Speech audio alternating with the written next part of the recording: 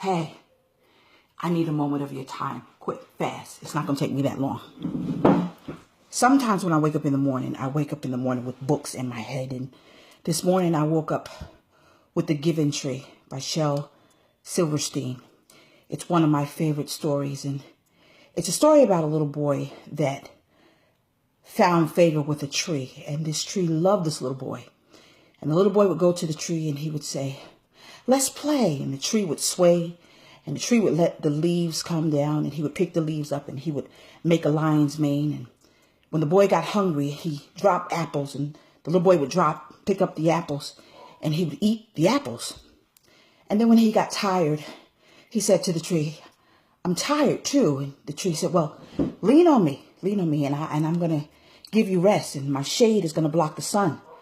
And so the little boy said, "Hey, I'm hungry again." So the tree dropped down apples and he picked up the apples and he ate it.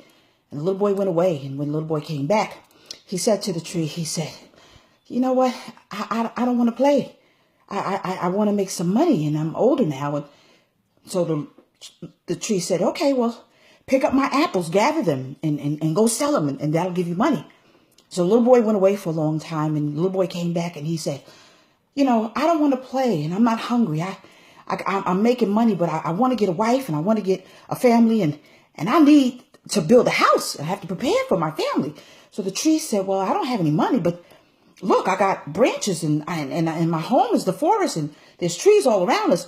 Gather the trees and cut off some of my limbs and you go build a house for your family because I want you to be happy." So the little boy ran and he did that and he came back and then he said, "I'm tired. I just want to get away. You know, I need a boat. Can you give me a boat?" And the tree says, "Well, I don't have a boat, but, you know, my stump and my whole body, it can build a boat. So cut me down and you get your boat. And you, as sad as I'm going to be, I want you to be happy. You build your boat and you go away." And so the little boy went away for a long time and the tree was unhappy. But when the little boy finally came back, he was old, he was feeble, he was frail. And he said to the tree, he said, "I'm tired.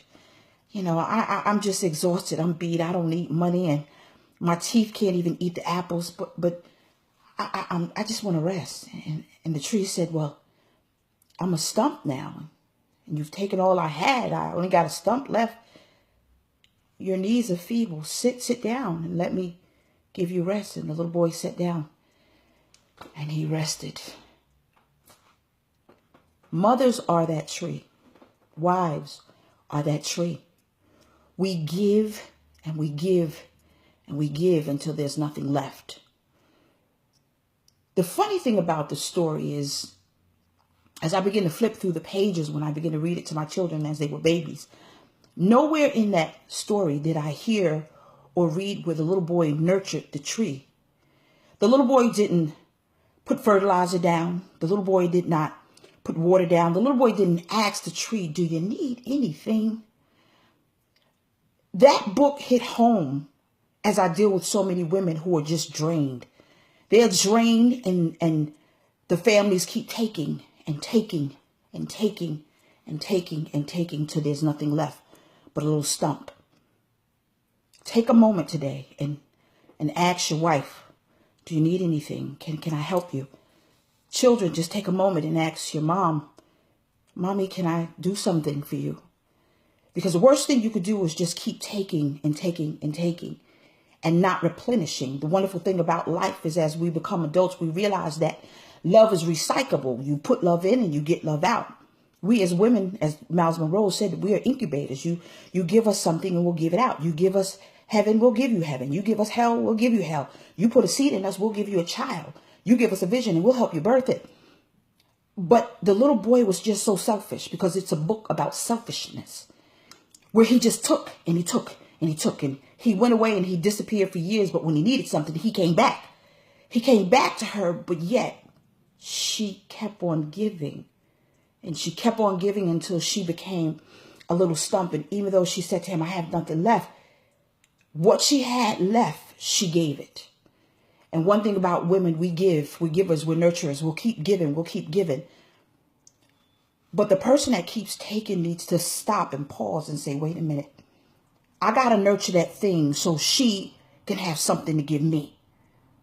So many husbands are dealing with women who are angry because you're taking. And what are you putting back into your wife? So that when you come home, you can receive peace. You can receive a meal. You can receive everything that you need. What are children doing to say, Mom, I need, and for her to give of herself, her time, her energy, her finances, or whatever, for you to get it, you have to show her that you're grateful. You have to show her that you appreciate her. I know for my mother, God rest her soul, she went home, but when she went home, I remember that she put so much in me that was beautiful that every Thursday she received fresh flowers from me. Every Thursday, like clockwork. I would take her into the store and I would say, don't get one pair of shoes, Mommy. Get all three. Whatever you want, you get it.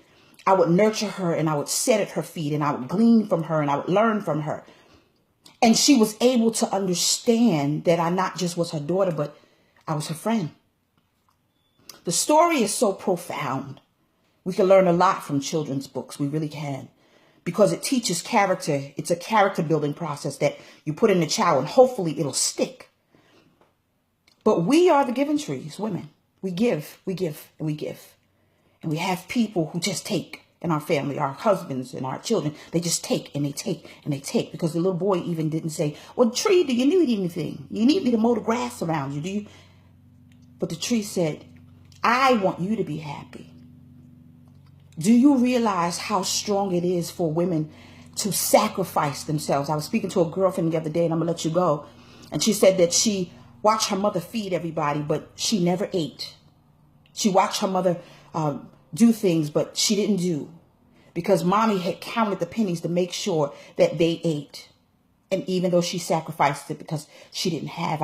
I remember even as a little girl, I shared the story, and my mother could not afford all of us to have McDonald's at the same time because even though my father worked and he made good money, there were times when she had to budget. And one time she took us to McDonald's on Fulton Street and she bought one Big Mac and she had 4 children and she cut the Big Mac in 4s and got a large fry and she gave us a little bit of the French fries, a large soda and poured us a little bit. And since we were children and babies, that was enough. And she would sit back and she would just watch us eat and she would smile because she was giving us something. One thing about women, we give because it makes us happy.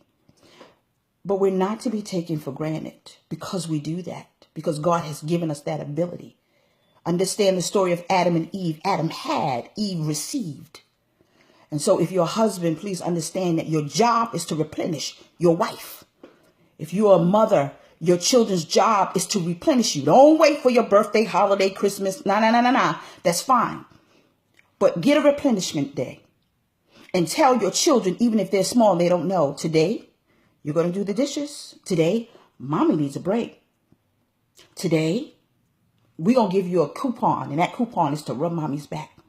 Because sometimes children don't know. But when children get older, don't allow them to drain you dry. Don't allow your husband, hopefully if he's smart, he'll get this message and say, it's time for me to replenish my wife. The Giving Tree is a wonderful story. I admonish you all to get it if you've never heard the story. And if you've heard the story, apply it. I admonish couples to get it and read it to each other. That's what I would do if I was counseling couples. Read The Giving Tree to each other so that you won't be selfish and you'll realize that your husband or your wife needs replenishment. Women specifically. We need to be replenished. And it's not about sex. Sex is a wonderful thing. You're married, have lots of it. However, when your wife is tired, she won't even tell you because she doesn't want to rattle your feathers. But be man enough to realize it is my job to replenish her. Baby, what you need me to do? Stop by a mall, pick up flowers, get her a card. Tell her every day, thank you. Speak life into her. That makes her feel good. Believe it or not, she's waiting for you, attaboy. She's waiting for it. Pray over her. Get her favorite meal or her favorite cupcake or cookie. When I was married, I remember that I was married before I married Calvin. But I would do something. I would take Hershey Kisses and I would stick them on the seat of my husband at the time. He didn't appreciate it, and that's why we divorced. Oh. However, it is very imperative that you not take your spouse for granted because he and she are together as a unit. And the wife is that giving tree. And she's given and she's given.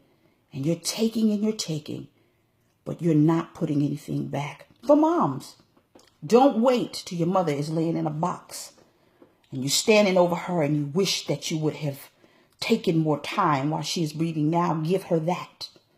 Give her time and give her her attaboys and call her up and say, Mommy, I love you. That's one thing when my mom was stuck in the grave. I didn't have that guilt because, I did the most miraculous job. She used to tell me, you're my friend. And I speak highly of her now because she influenced me to be a great mom and to be a better wife even. And so she taught me. And so therefore I'm teaching everyone that I know. And so don't wait for mommy to be in a box to tell her, you know what? I love you. What issues you have even with your mother, get them out of the way. Because she has been that giving tree. And you might not understand that, but when she wants to give you and she doesn't have, it's because she budgeted her money to make sure you had a roof over your head and that you guys can eat. And so when she says no, it's not that she's saying no. She might be mad because she wants to give it to you, but she can't. But she does it in another way. You might be too selfish to realize that. And so please, I'm going to take this moment and I'm going to say bye-bye. But I'm also going to tell you, take a minute and you replenish your wife. And your children should replenish you. Children, replenish mommy. Because mommy is the giving tree. And over the course of time, she's going to be that little stump. And it will be unfortunate if you have to look over mommy in a box and say, I wish I would not have just taken so much from her, but given her something. Because there's going to be a time when you're going to call her. And God forbid she won't be able to call back. I know the experience. So don't wait for Mother's Day. Don't wait for Christmas or birthday. You acknowledge the woman in your life.